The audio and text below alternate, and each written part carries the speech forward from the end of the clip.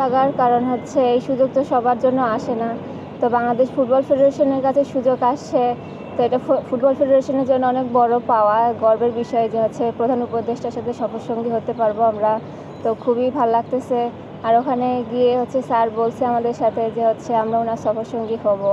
তো আমরা ওনাকে খুবই ধন্যবাদ জানাইছি যে আমাদেরকে তিনি মনে করছেন। তো খুবই ভালো লাগতেছে। হয়তোবা শিডিউল কোনো আলাপ আলোচনা হয়তোবা ওখানে গেলে হবে, বা হচ্ছে আমরা ওনার সফরসঙ্গী হব, তারপরে আমাদের ওখানে গিয়ে কী কী করতে হবে এগুলো আগে থেকে একটু ধারণা দিছে আর কি।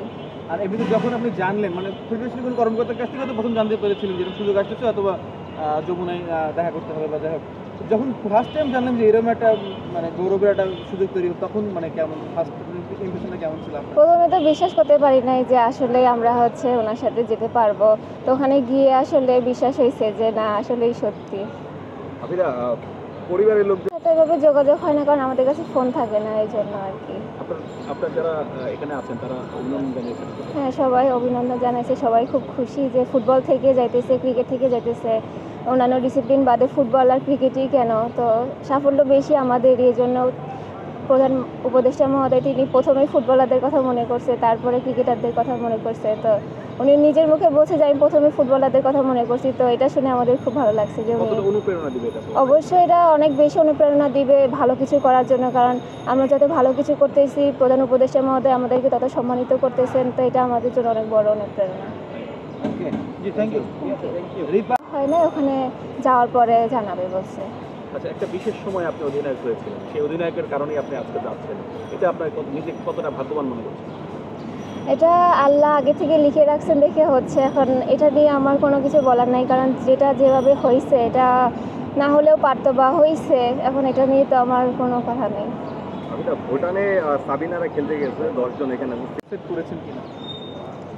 হ্যাঁ, সেট করেছি, কারণ কাতার যেহেতু ফুটবল জনপ্রিয়, তো সেখানে আমাদের মহিলা ফুটবলের কথা তুলে ধরার চেষ্টা করব যে আমাদের এখানে তেমন ফ্যাসিলিটিস পাই না ফুটবলের জন্য। তো ওখানে গিয়ে যদি আমরা ক্যাম্প করার সুযোগ পাই বা কাতারের টিমের সাথে, মহিলা টিমের সাথে যদি আমরা ফ্রেন্ডলি ম্যাচ খেলতে পারি, তো এগুলাই সেট করছি যেগুলো বলবো।